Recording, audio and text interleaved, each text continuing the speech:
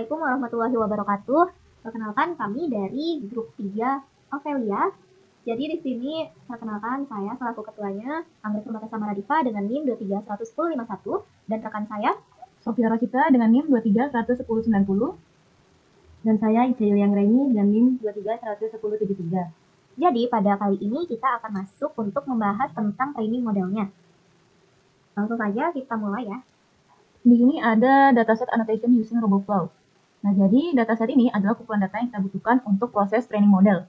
Dalam object detection, menggunakan YOLO, dataset berupa kumpulan gambar yang terbagi dalam kelas-kelas data. Nah, satu kelas data ini memiliki kesamaan fitur. Misalnya di sini ada gambar data kucing, ada kelas data kucing, maka gambar-gambar yang terasosiasi pada kelas tersebut adalah kelas kucing. Nah, ini adalah proses training pada pertemuan kedua sudah dijelaskan. Misalnya kita mempunyai dataset person, car, dan lainnya, dan kita memasukkannya ke model, baru nanti bisa berjalan proses trainingnya. Nah, salah satu dataset yang kita gunakan ini adalah sebagai base modelnya itu adalah base model YOLO, yaitu Coco dataset, di mana di sini tuh menyediakan ribuan gambar-gambar yang berbeda. Nah, tapi kita kenali dulu di sini apa sih yang dimaksud dengan dataset annotation. Nah, ada dataset dan juga ada annotation. Berarti secara garis besar dataset ini adalah kumpulan data yang akan di detection. Berarti datasetnya itu adalah gambar. Nah, yang diperlukan untuk proses training nanti itu adalah dataset seperti sebelumnya ya, seperti yang di atas ini. Dataset mobil, orang, kuda. Ini ada kuda, ada kelinci, ada kerbau,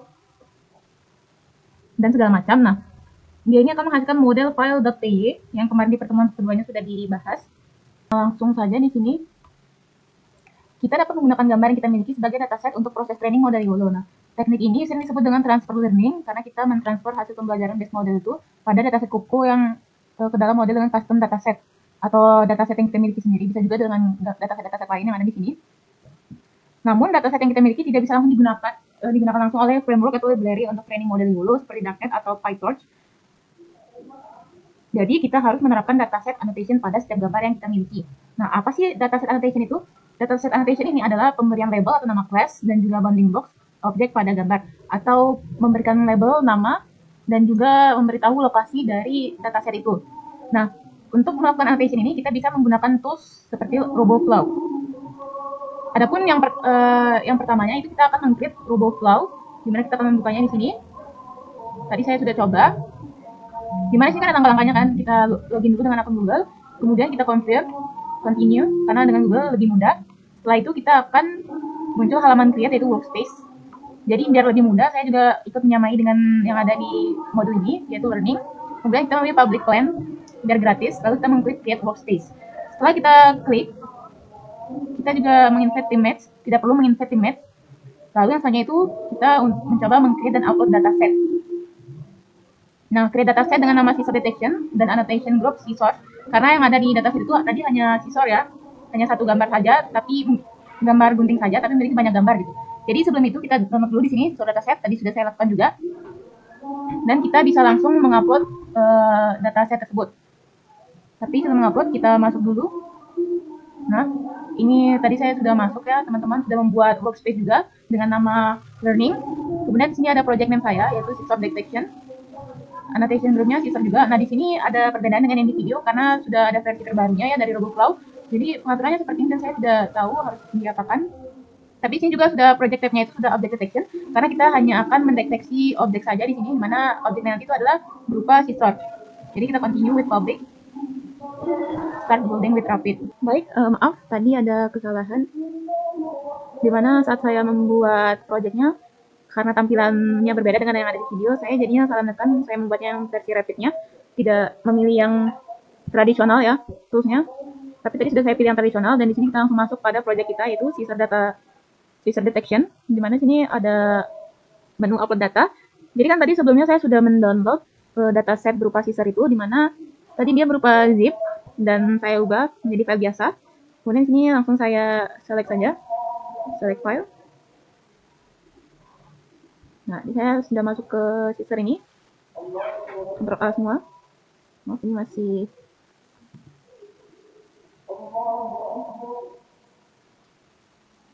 20 ya, saya buka.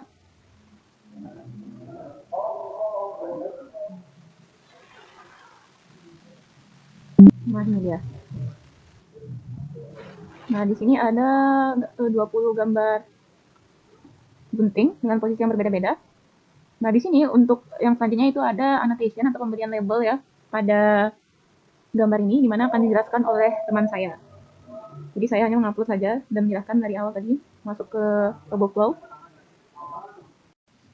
Baik, di sini saya akan melanjutkan penjelasan dari teman saya. Jadi sebelumnya teman saya kan sudah upload file siswanya, namun dia belum save dan continue. Jadi di sini saya sudah mencoba 2 kali untuk menganotasinya. Dan di sini saya akan langsung ulangi lagi caranya ya. Langsung saja ini kita klik select files. Terus ini seluruh file-file yang ada di sini itu kita pilih semua, lalu kita masukin ke sini untuk uploadnya. Nah, selanjutnya tadi karena sudah kita save and continue, kita langsung saja masuk ke annotate. Oke. Terus di sini kita ada 18 gambar yang sudah kita upload ya. Nah, jadi ini dia gambar-gambarnya, ada gambar-gambar gunting yang setiap kita anotasikan. Terus kita coba pilih salah satu ya. Ini kita untuk coba ya guys. Terus kita klik bounding box. Ini itu untuk membuat segi 4 untuk mendeteksi gambar guntingnya ya. Ini kita coba.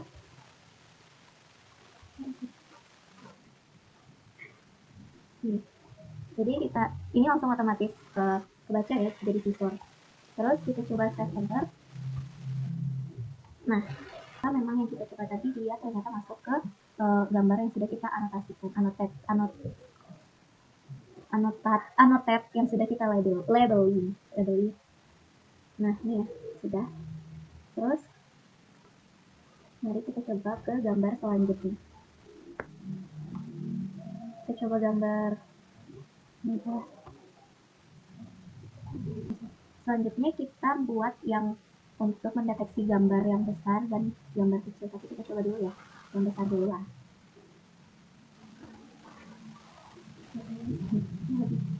Nah, ini langsung otomatis tetap ya visor. Terus kita set enter dan kita coba lagi untuk yang versi kecil. Ini versi kecil. Nah, tetap otomatis kalau kita set enter juga. Kalau coba kita lihat, kita balik, apakah dia masuk ke sini? Iya, dia masuk ke annotate lagi. Nah, jadi ini untuk gambar yang versi kecil yang telah kita buat tadi. Terus ini yang versi besar yang tadi kita buat juga. Langsung kita klik ini untuk kita nambahin ke dataset. Add to image ya. Terus kita coba sebentar. Masih dalam form proses. Terus kita masuk coba cek ke dataset. Nah, ternyata memang sudah ada di dataset ini. Contoh yang pertama tadi kita buat data segi 4 itu. Terus ini yang tadi kita buat yang besar dan kecil itu. Sudah, mungkin penjelasan selanjutnya akan dijelasin oleh rekan saya. Terima kasih. Perkenalkan, saya Julia Grady. Sebelumnya teman saya tadi sudah menjelaskan cara menganalisis datasetnya. Dan saya juga telah mencoba beberapa kali dengan beberapa ukuran yang berbeda. Sehingga ini yang terakhir dan saya langsung menyimpan semuanya ke dataset. Lalu jika sudah tersimpan di dataset, kita membuat dataset atau argumentasinya. Jadi di sini ada beberapa pilihan untuk mengubah ya dari image asli ke source image.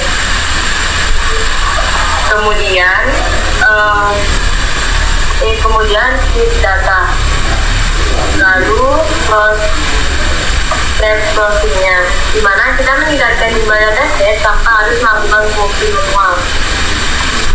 Nah, di sini teman-teman bisa melihat, jadi gambarnya bisa diubah tone warnanya ya. Nah, di sini tuh ada flip. Nah, di mana itu di sini tuh historical flip, vertical flip. Nah, kita juga size-nya. Nah, kita bisa gunakan ukuran yang bisa digunakan oleh video itu adalah 320 kali 320.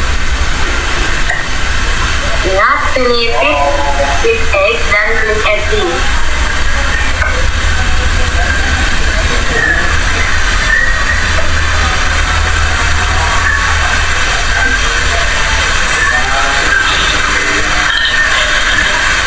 Lalu karena argumentasinya dataset pertama lebih dari 20 menjadi, dan setelah proses augmentasinya, selanjutnya kita akan men-tiling model untuk dataset kita, di mana akan dibahas di pertemuan selanjutnya di video 4.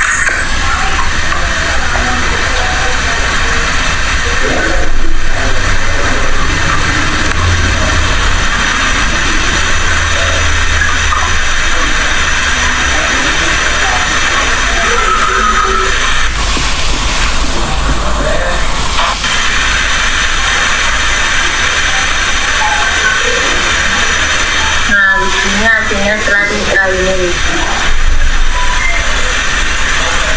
Ini adalah datasetnya setelah ini ya teman-teman. Jadi dari 20 gambar tadi itu berubah jadi 42 gambar. Karena sebelumnya ini ada beberapa yang belum saya edit, lalu saya edit kembali sehingga total image-nya itu menjadi 42. Cukup sekian dari kelompok kami, mungkin itu saja yang dapat kita sampaikan. Lebih kurangnya kami mohon maaf. Grup 3 Ofelia izin pamit untuk undur diri. Wassalamualaikum warahmatullahi wabarakatuh.